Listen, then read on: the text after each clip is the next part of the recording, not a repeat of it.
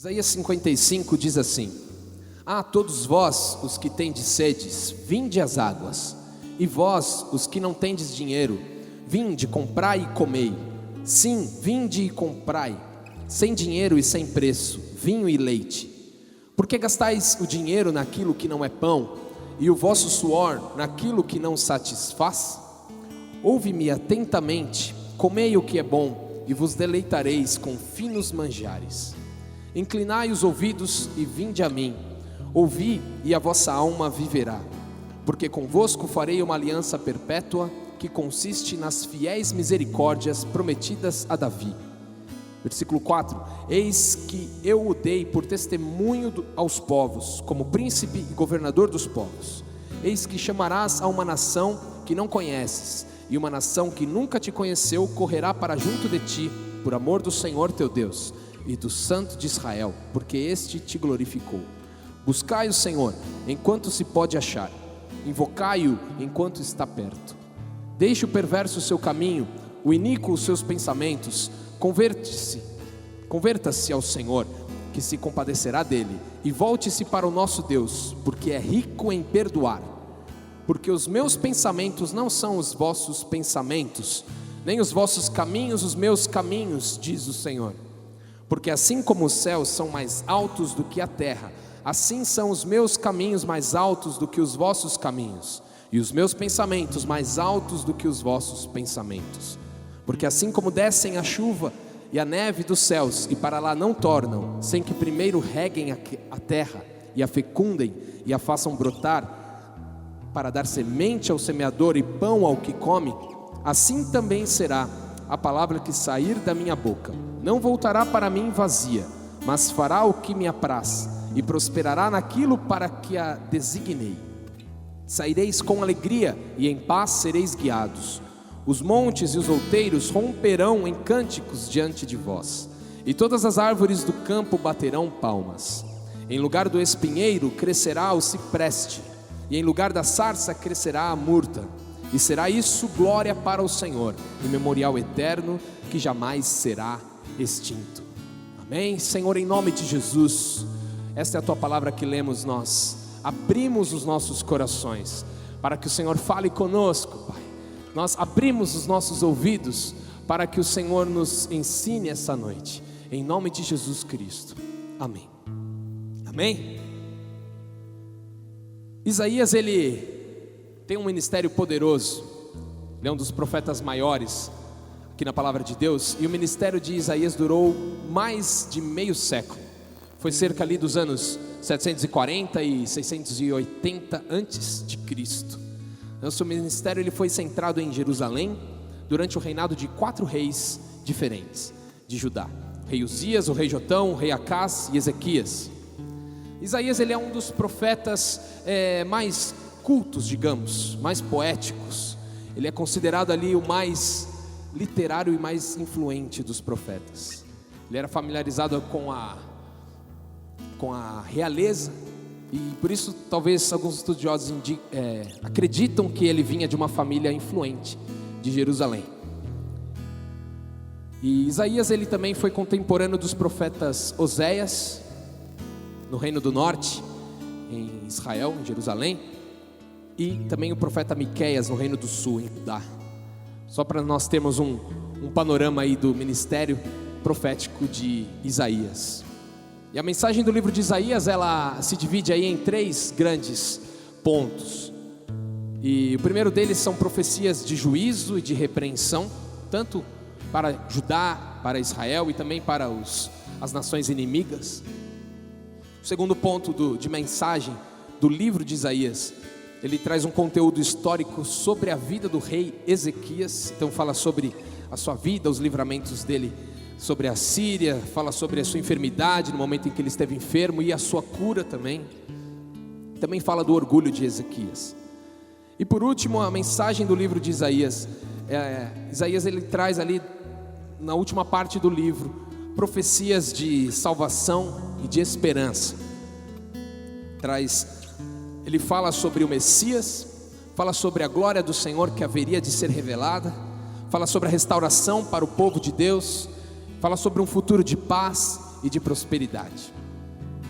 E é nessa parte do livro que nós estamos, no final dele, no capítulo 55, é nesse contexto de salvação e de restauração que o profeta Isaías ele se dirige ao povo com as palavras que nós lemos aqui no capítulo 55, né? E ele começa falando sobre sede. Ele diz: vinde todos vocês que estão com sede, vinde e bebei. E essa é uma palavra que tem me incomodado bastante nessa última semana, principalmente sede. Eu tive a oportunidade de ir com mais vários irmãos aqui da igreja para a viagem missionária lá no sertão do Ceará. Quem está aqui que foi comigo? Os irmãos foram? Foi uma bênção, não é verdade? Uma semana poderosa. E graças a Deus pela visão que nós temos nessa igreja, do nosso pastor Edson, não é mesmo? Graças a Deus pela visão, pelos líderes que Deus colocou sobre nós. E graças ao seu empenho também em entender essa missão, foi uma semana maravilhosa. Nós levamos quase 40 toneladas aí de alimentos, levamos 2.000 cestas básicas e milhares de bíblias, CDs de pregação. Invadimos ali o sertão do Ceará, a cidade de Caririaçu. Passamos lá, visitamos o pastor Phil, e depois fomos para a cidade de Araripe. E sobrenatural, se tivesse uma palavra que pudesse traduzir essa semana, eu diria isso: sobrenatural. Eu peguei aqui alguns dados com os pastores Naldo e Tânia. E a cidade de Araripe, ela tinha, pelo IBGE, um índice ali de 1,5% a 2% de evangélicos, cristãos evangélicos ali naquele lugar. Mas nós chegamos, a igreja de Jesus chegou naquele lugar para evangelizar aquele povo. E eu não podia deixar de falar isso, começando essa palavra, que tem a ver com Isaías, Daqui a pouquinho você vai entender. Mas foi uma bênção. Nós tivemos ali mais de 500 conversões. Alguém pode dar um glória a Deus por isso? 500 conversões. É mais ou menos esse número de pessoas. Aqui temos mais de 500 pessoas, mas uma boa parte, como se fosse aqui, todos juntos. Invadimos ali com atendimentos médicos, Foram mais de 200 atendimentos médicos nos 10 dias que estivemos ali. E as pessoas foram impactadas nas praças, nas casas, nos cultos, na igreja. Nós tivemos por volta de 20 curas instantâneas. As pessoas orando, os grupos, nas casas, lá no meio do sertão, andando de pau de arara, chegando lá onde ninguém chega. Nós chegamos numa família onde a moça não mexia a mão por muito tempo. Não me recordo quanto tempo, mas ela tinha uma mão por artrose, fala, tudo definhada quase assim. E os irmãos oraram ali. Eu estava no pau de arara esperando, e daqui a pouco eu vi, está demorando demais, deixei ela ver o que aconteceu. E a mulher estava correndo de alegria, com a mão movimentando, e foi na casa da frente, era um sítio, então assim, ela andou um bom pedaço de terra, foi na casa da frente onde a mãe dela mora, gritando: mãe, Jesus me curou, Jesus me curou. E a mãe dela estava de cama, com problemas no joelho também, e não podendo andar. Eu cheguei na hora que os irmãos estavam entrando na casa dela ali. E os irmãos oraram e falaram assim: você acredita que Jesus pode curar? E ela falou: acredito, meu filho. E os irmãos oraram e falaram para ela assim: então faz aquilo que você não podia fazer, levanta da cama e nós vamos andar com você aqui na casa. E ela começou a andar, queridos, uma bênção. Foi andando até a cozinha, voltou, foi andando de novo, com um sorriso de ponta a ponta. É para isso que Deus veio, para isso que Jesus se manifestou, para destruir as obras do diabo. E foi uma semana gloriosa, gloriosa mesmo. Araripe tem cerca ali de 22.000 habitantes. Se você lembrar, ore pela cidade de Araripe, ore pela vida do pastor Douglas, da pastora Cibele, que estão lá, morando lá com seus filhos. porque a obra de Deus só começou naquele lugar, eu tenho certeza. Eu queria compartilhar isso com vocês, porque a gente que volta da viagem missionária, a gente volta com o coração pegando fogo. A gente volta querendo contar para as pessoas de Jesus. Na verdade, o nosso coração está de um jeito que ele nunca deveria deixar de estar, né? Cheio de amor, cheio de misericórdia, de compaixão, e cheio de ousadia, de autoridade que vem do Espírito Santo. Amém? E por que eu estou falando da viagem missionária? Porque se tem um lugar bom para dar de exemplo a respeito de sede, é o Nordeste do Brasil. É um cenário bem ilustrativo. Lá em Araripe, por exemplo, é um lugar muito quente, e nós estávamos lá essa semana, e a água lá é muito escassa, né? Para você ter uma ideia, nós ficamos sem água um dia, e a água que tem lá não dá para beber, porque é uma água muito salgada. Tanto que muitas pessoas nas casas que nós visitamos, elas tinham problemas renais, problemas por conta do sal da água. E nós oramos por todas essas pessoas. Mas eu fiquei pensando, como faz falta algo que a gente tem tanto aqui, né? A dona da pousada lá deve ter ficado feliz comigo, porque acho que só de garrafinha de água eu devo ter comprado durante a semana, sei lá, umas 50, 60 garrafinhas. Ela ficou feliz, acho, comigo lá. Porque é um lugar quente, né? No frio, a diferença do frio do verão para o inverno lá é porque no inverno venta. A gente estava com bastante vento lá. E no calor eles falaram pra gente que não venta. E eu fiquei pensando, né? Por onde eu passava também, as crianças lá, elas pediam água. Tio, dá água aqui. Não podia ter garrafinha na mochila. Tio, dá água aqui e tal. Então é terrível quando você tem sede e não é satisfeita essa sua sede.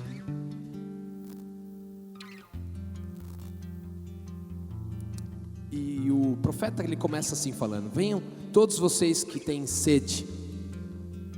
E da mesma maneira, às vezes nossa sede, ela não é de água, né? Nós aqui de São Paulo, muitas vezes sua sede não é de água, mas às vezes tem áreas das nossas vidas que nós temos sede, áreas das nossas vidas onde nós não estamos satisfeitos, né? A maior sede, inclusive ali do Nordeste, ela é uma sede espiritual. Essa foi a sede que mais me chamou a atenção, porque aonde você ia, as pessoas falavam: vem cá, entra aqui na minha casa, faz uma oração pela minha família. As pessoas nos chamavam nas ruas para isso. Sede de Deus. Às vezes a gente chegava com uma cesta básica, as pessoas ficavam felizes, mas aí logo em seguida elas falavam: você trouxe uma Bíblia também? Sede de Deus. Sede, na verdade, é quando a gente não está se sentindo bem, quando a gente está faltando alguma coisa nas nossas vidas. E muitas vezes a gente se sente assim. Muitas vezes você pode até ter um bom trabalho, uma família boa, você pode ter amigos legais, você pode parecer que está tudo bem, né, no seu exterior, mas existe talvez alguma sede no seu coração. Às vezes alguma coisa não está completa. Muitas pessoas nos dias de hoje sofrem aí de depressão. E na cidade de Caririaçu, onde nós passamos, todas as casas que eu visitei, as pessoas tinham depressão. É uma sede que precisa ser satisfeita, precisa ser saciada. A gente é muito assim. Às vezes a gente está sentindo falta de alguma coisa. Para se sentir bem, a gente vai no shopping. Quantos aqui já fizeram isso? Eu já fiz isso. Vou dar uma volta. Aí você vai, compra alguma coisa, você fica muito feliz, muito empolgado, ou compra no Mercado Livre, chega em casa, né, rapidinho. Se você tiver mais paciência, você compra lá na China, né, no site chinês. Mas a gente recebe aquilo novo, a gente fica feliz, a gente fica empolgado. Daqui a alguns dias aquilo está lá jogado, e às vezes a gente está infeliz de novo. Porque nossa alegria e nossa sede não é saciada pelas coisas, ou pelos amigos, ou pela família que a gente tem. Nossa sede, ela é saciada pela presença de Deus nas nossas vidas. Amém? E por que eu estou falando isso, né? Muitas pessoas talvez estejam aqui essa noite, talvez você nem seja da igreja, mas a maioria daqui é da igreja. Mas deve estar pensando, não, mas eu sou da igreja, eu sou cristão, eu amo a Deus. Mas muitas vezes nós saciamos a nossa sede de uma maneira errada. Muitas vezes nossa sede, que no fundo é de Deus, nós tentamos saciar com o ministério, com amigos na igreja. Essas coisas são muito boas, mas não é aquilo que sacia o nosso coração.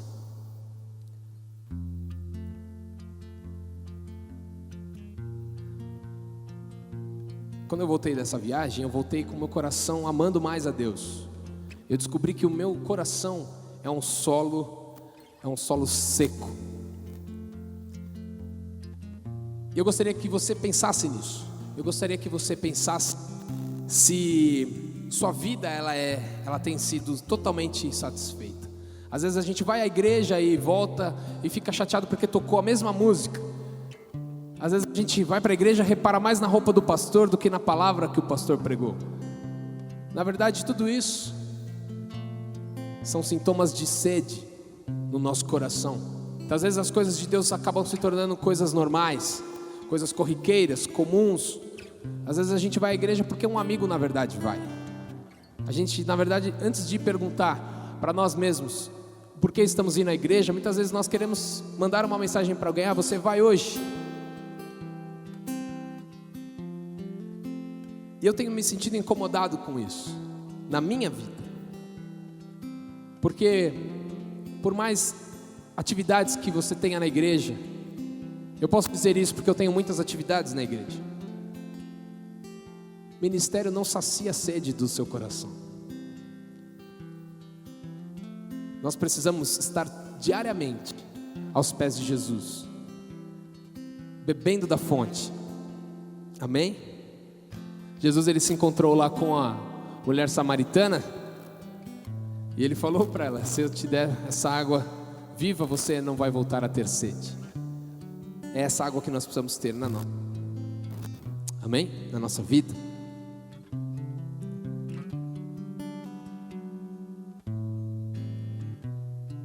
Às vezes a gente acha que algo falta na vida do nosso irmão, sei lá, da nossa esposa, do nosso marido,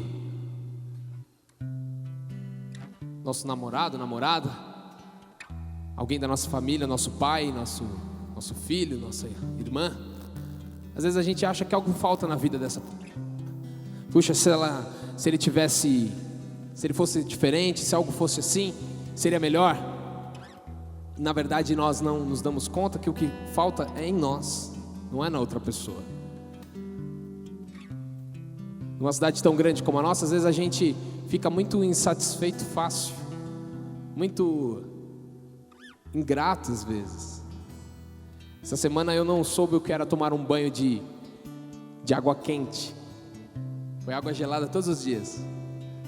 Aí você fala: não, mas é quente lá, né? Legal, mas na hora do sol não era a hora que eu estava tomando banho. Né? Tomamos banho chegando na 2:30 da manhã, sujo do pó. Tava maravilhoso aquela água. Primeiro dia eu estranhei muito. No último dia eu ficava lá embaixo do chuveiro. Cheguei em casa, como eu agradeci a Deus pelo meu chuveiro quente. E coisas assim, às vezes a gente acha que falta alguma coisa. Porque o meu trabalho, se fosse assim, seria perfeito. Aquela pessoa, se fosse assim, seria perfeito. Na verdade, se o nosso coração fosse mais cheio de Deus, seria perfeito.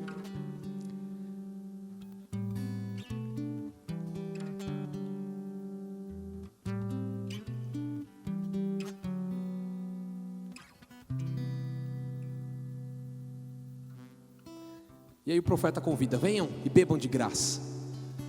E se você continuar lá, abra sua Bíblia lá no versículo 2, ele fala que existe uma fina refeição para as nossas vidas. Ele fala: por que gastar dinheiro naquilo que não é pão? Por que gastar o seu trabalho naquilo que não pode satisfazer? Escute e coma o que é bom, sua alma, e vocês vão se deliciar com a mais fina refeição. É isso que Deus tem para as nossas vidas, a mais fina refeição. Há uma mesa posta diante de nós todas as vezes que nós abrimos esta palavra. Nós precisamos desse alimento. Nós precisamos, mais do que o café da manhã, mais do que o nosso almoço, nós precisamos da palavra de Deus. E eu quero fazer uma pergunta: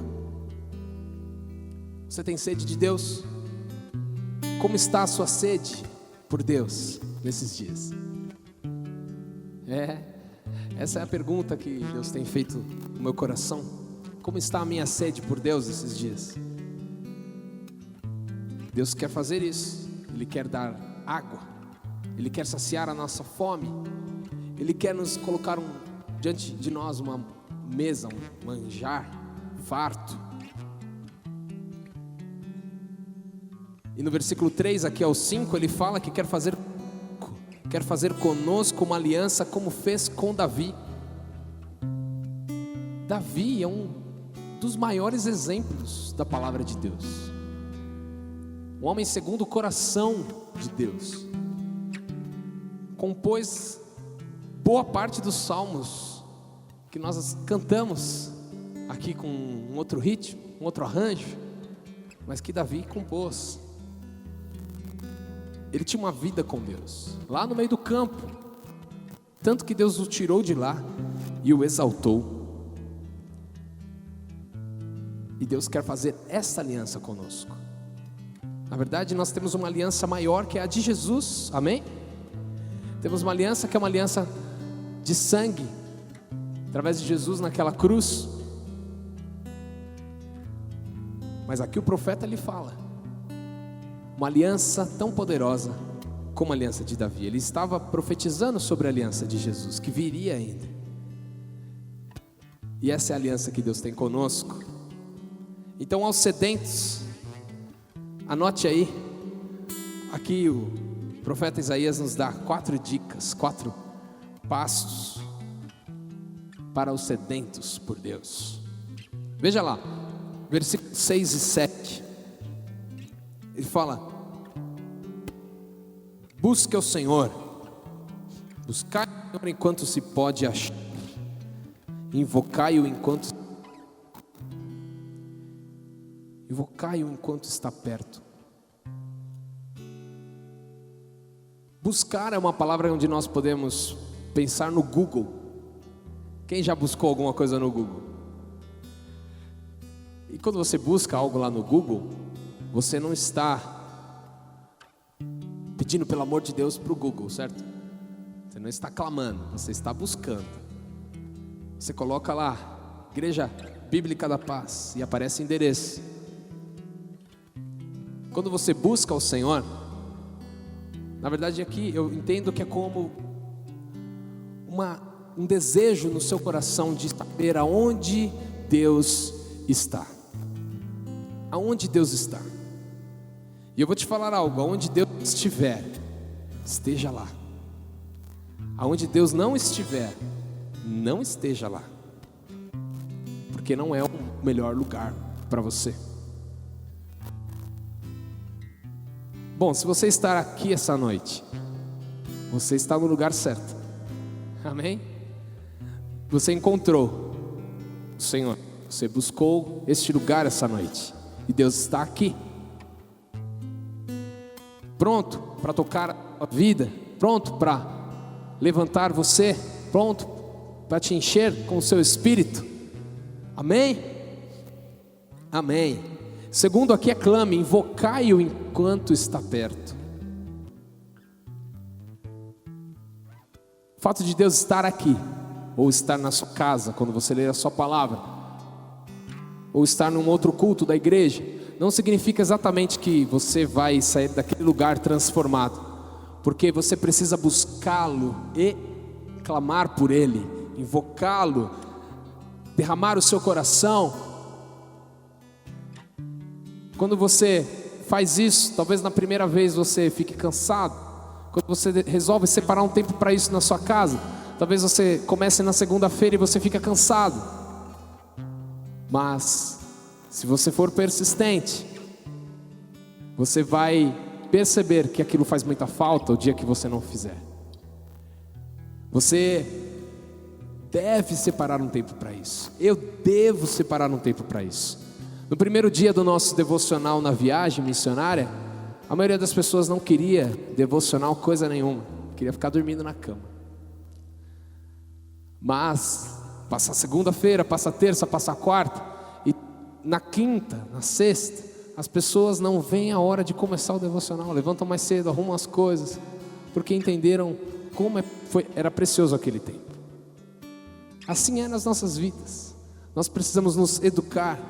Se nós realmente entendemos que muitas vezes nos deparamos com algo que nos chateia, com algo que nos dá a entender que falta algo nas nossas vidas, se a tua vida não é tudo aquilo que você sonhou ainda, tudo aquilo que, mais do que você sonhou, tudo aquilo que Deus sonhou para você, eu te incentivo nessa noite a ser um sedento por Deus, a buscá-lo, amém? A separar um tempo, a dizer realmente o que é importante para a minha vida. O que é importante para a minha vida? Ontem eu estava falando num velório, acredita? E não tinha nenhum pastor lá, me chamaram para falar umas palavras. E a vida passa muito rápido, querido. Não sei se você consegue entender isso, mas a vida passa muito rápido. Muito rápido. Muito rápido.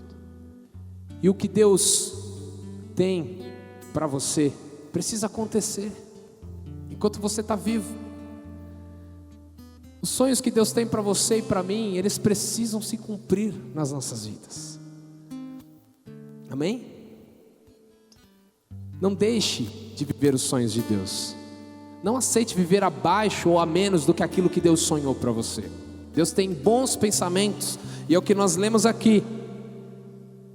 Os meus pensamentos, lá no versículo 8, não são os vossos pensamentos, e os vossos caminhos não são os meus caminhos, é o que Deus diz. Assim como o céu está acima da terra. Quando eu li esse versículo, eu estava lá no avião, voltando da viagem, e eu fiquei pensando, puxa, qual é a distância? Aí eu olhei na janela, e é muito alto, eu não tenho ideia, quilômetros. E ali a gente estava perto das nuvens. Deus está falando dos céus. Nós pensamos muito pequeno, e Deus tem algo muito grande, acima do que a gente possa imaginar. É isso que Deus tem para a sua vida. Eu quero te dizer que se o diabo falar algo para você sobre inferioridade, você não vai alcançar esse sonho, ou você nasceu para fazer isso, para dormir, acordar, comer, levantar, trabalhar, voltar, dormir de novo. Não aceite essa palavra, amém? Não aceite essa palavra. Deus tem grandes planos para a sua vida. Deus tem grandes coisas para fazer. Nós somos as mãos e os pés de Jesus nessa terra. Tudo aquilo que Jesus queria fazer mais e não pôde porque precisou ir para o Pai, Ele ordenou a sua igreja, que somos nós, para que a gente continue. Você é Jesus na terra hoje, sabia? Eu sou Jesus na terra hoje. Nós não merecemos nada. Ninguém aqui é bom o suficiente. Temos nossos erros e pecados que diante de Jesus são apagados. E Deus nos dá os sonhos que vêm dele, para nós vivermos uma vida mais elevada do que a vida deste mundo natural que todo mundo tem, correndo contra o relógio. E aí, terceiro ponto aqui, nós falamos sobre buscar, clamar e invocar. Terceiro ponto aqui ele fala, abandone o seu caminho mau. Versículo 7. Deixe o perverso o seu caminho, o iníquo os seus pensamentos. Converta-se ao Senhor. Muitas vezes nós estamos na igreja e temos maus pensamentos. Muitas vezes nós pensamos mal do nosso irmão. Muitas vezes nós pensamos besteira lá em casa quando estamos sozinhos. E Deus quer mudar isso nas nossas vidas. Se você realmente tem sede de Deus, se você percebe que a sua vida não está completa como Deus sonhou, você precisa deixar maus pensamentos, precisa deixar maus caminhos, maus hábitos, pecados escondidos. Pode ser coisa que todo mundo faz, não é para nós. E Deus tem grandes coisas para as nossas vidas. Volte-se para o Senhor. Volte-se para o Senhor. Esse é o quarto passo para os sedentos aqui. Ele fala: volte-se para o Senhor, porque Ele é rico em perdoar. Que bonito isso aqui. Deus é rico em perdoar. Não importa o quanto você errou, não importa o quanto você pecou, não importa quantas vezes você caiu, Deus é rico em perdoar. Eu estou aqui para te dar essa boa notícia. Deus é rico em perdoar. Deus é especialista em transformar a nossa situação, a nossa sorte. Se tomarmos essas atitudes aqui, de pessoas sedentas, buscarmos a Deus, clamarmos por Ele, sabendo que Ele está perto, abandonarmos o nosso mau caminho e nos voltarmos a Deus. Aqui o profeta fala de algumas consequências muito boas que vão acontecer nas nossas vidas, algumas promessas muito boas para as nossas vidas. Olhe lá no seu texto, no versículo 7, eu vou te falar assim, nosso Deus, Ele é um Deus de misericórdia. Amém? Diga assim: misericórdia. Misericórdia.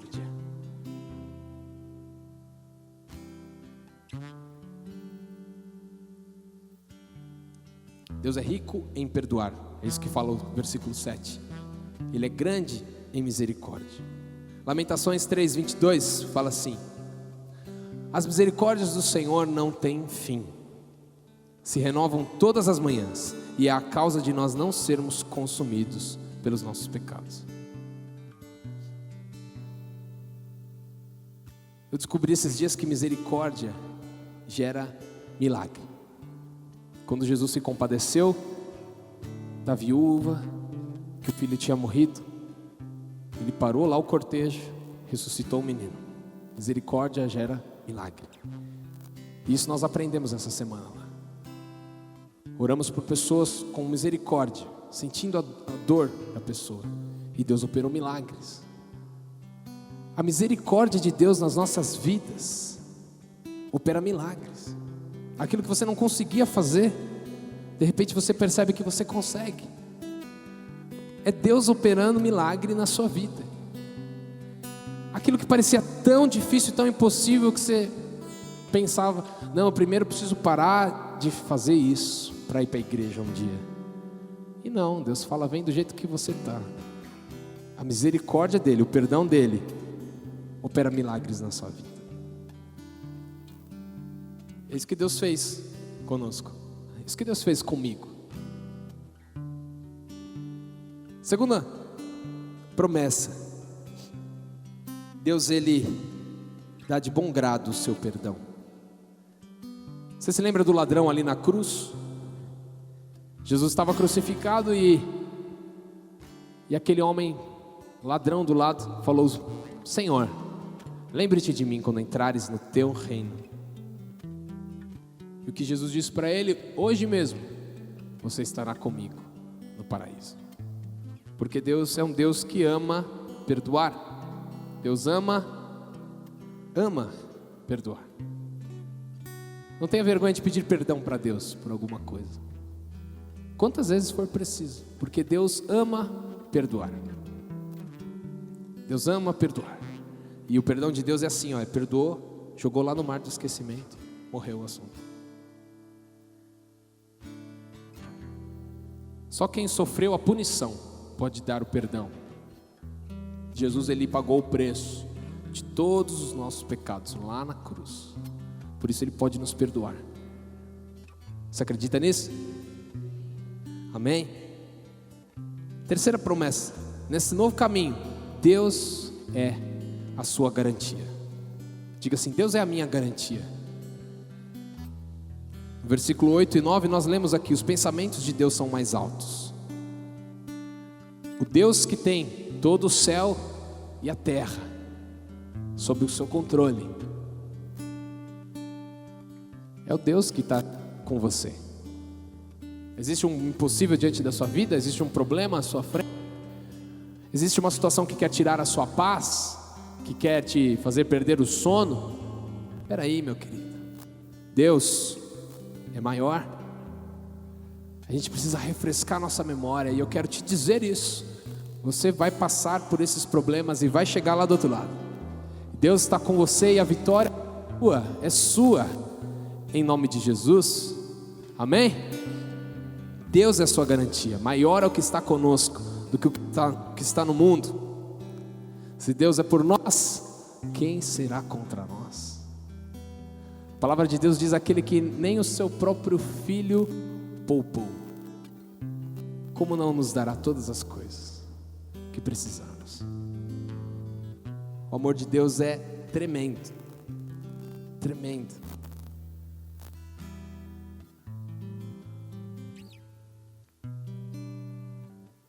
Quarta promessa aqui, nós vemos aqui: a palavra de Deus gera frutos. Versículo 10 e 11 diz aqui: assim como a chuva e a neve descem sobre a terra e não voltam para lá sem regar antes, assim a palavra de Deus, assim a minha palavra, não voltará vazia, mas fará o que me apraz, cumprirá o propósito para o qual ela foi enviada. A palavra de Deus, ela gera frutos. Quando você lê a palavra, quando você obedece a palavra, quando você caminha na palavra, você vai colher coisas muito boas. Pensa lá numa sementinha de mostarda. Jesus falou isso.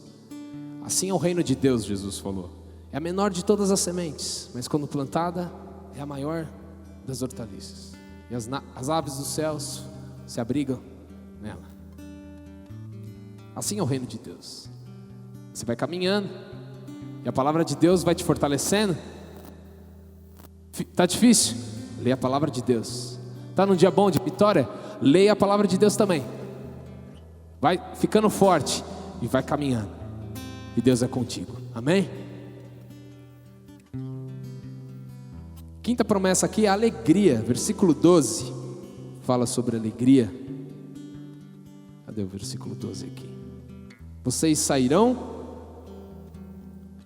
com júbilo, saireis com alegria, e em paz sereis guiados. A alegria de Deus, ela é eterna, ela não é passageira. Ela não é como uma roda de amigos que você dá risada e depois aquilo tudo fica tão silencioso quando acaba a conversa. A alegria de Deus dura para sempre. Dura para sempre. Não é uma alegria genérica. Hoje em dia a gente tem, às vezes muitas pessoas fazem isso, né? Opta pelo genérico, que é mais barato, mais tranquilo, né? No caso dos remédios, isso pode nos ajudar. Mas o inimigo muitas vezes planta essa ideia do genérico. Ah, tem um homem de Deus para você, ó, mas esse aqui, ó, é o genérico. Vai nesse aqui. É quase igual. Deus tem um caminho de santidade para você, mas vai por esse aqui, ó. Esse aqui é o genérico. Não aceite genérico não, amém? Joga para fora. E a última promessa que Isaías nos dá aqui, no versículo 13, é a mudança de sorte nas nossas vidas. Ele fala que no lugar do espinheiro crescerá o pinheiro, nada de espinho. Em vez de ciprestes, né? Que fala aqui. No lugar da sarça crescerá a murta. Eu não entendo nada de plantas. Aí eu fui no dicionário saber o que era sarça, o que era murta. E a sarça é aquela planta que apareceu para Moisés lá no deserto, né? Ela é uma planta da família das rosáceas. E a murta, pela definição aqui, ó, ela compreende uma ou duas espécies de plantas com flor, da família das Myrtaceae, sei lá o que é isso aí, nativo do sudoeste da Europa e tal, mas o que vem depois é bom. Olha aqui, ó. São plantas arbustas ou arborescentes, com muitos ramos de folhas persistentes, que podem crescer até 5 metros de altura. Se sua vida parecia pequena, né, cheia de espinho, balança aqui, cai ali, Deus quer transformar isso numa vida poderosa. Uma vida poderosa, uma vida andando alto, andando acima dos problemas, andando acima das coisas desse mundo. Amém? Eu quero te falar uma coisa: o maior segredo do sucesso da vida é andar ao lado de Deus. Que o pessoal pode até se posicionar aqui. Eu queria ler com você o Salmo 84. Vai aparecer aí, ó, no telão. Diz assim, ó: quão amáveis são os teus tabernáculos, Senhor dos exércitos. A minha alma suspira e desfalece pelos átrios do Senhor. O meu coração e a minha carne exultam pelo Deus vivo. Na verdade, a gente descobre que a nossa sede lá no nosso coração é por Deus. É aquilo que desfalece o nosso coração. O pardal encontrou casa e a andorinha ninho para si, onde acolha os seus filhotes. E eu, os teus altares, Senhor dos exércitos, Rei meu e Deus meu. Bem-aventurados os que habitam em tua casa, louvar-te-ão perpetuamente. Bem-aventurado o homem cuja força está em ti, e cujo coração se encontram os caminhos aplanados, o qual passando pelo vale árido faz dele um manancial, de bênçãos o cobre a primeira chuva. Vão indo de força em força, cada um deles aparece diante de Deus em Sião. Senhor Deus dos exércitos, escuta-me a oração, presta ouvidos, ó Deus de Jacó. Olha, ó Deus, escudo nosso, contempla o rosto do teu ungido, pois um dia nos teus átrios vale mais do que 1000. Prefiro estar à porta da casa do meu Deus, a permanecer nas tendas da perversidade. Porque o Senhor Deus é sol e escudo, o Senhor dá graça e glória, nenhum bem sonega aos que andam retamente. Ó Senhor dos exércitos, como é feliz o homem que em ti confia. Amém? Você pode se levantar? Para terminar, eu queria ler um versículo, mas pode ficar de pé. Mateus 5:6 fala assim: bem-aventurados que têm fome e sede de justiça, porque eles serão fartos. Sede de justiça. E aí Romanos 14:17 fala que o reino de Deus não é comida e bebida, mas ele é justiça, paz e alegria no Espírito Santo. O reino de Deus é justiça. Então aqueles que têm sede de justiça serão saciados. Tenha sede pelo reino de Deus na sua vida. Amém? Deus é uma fonte inesgotável, e nós precisamos todos os dias nos alimentar.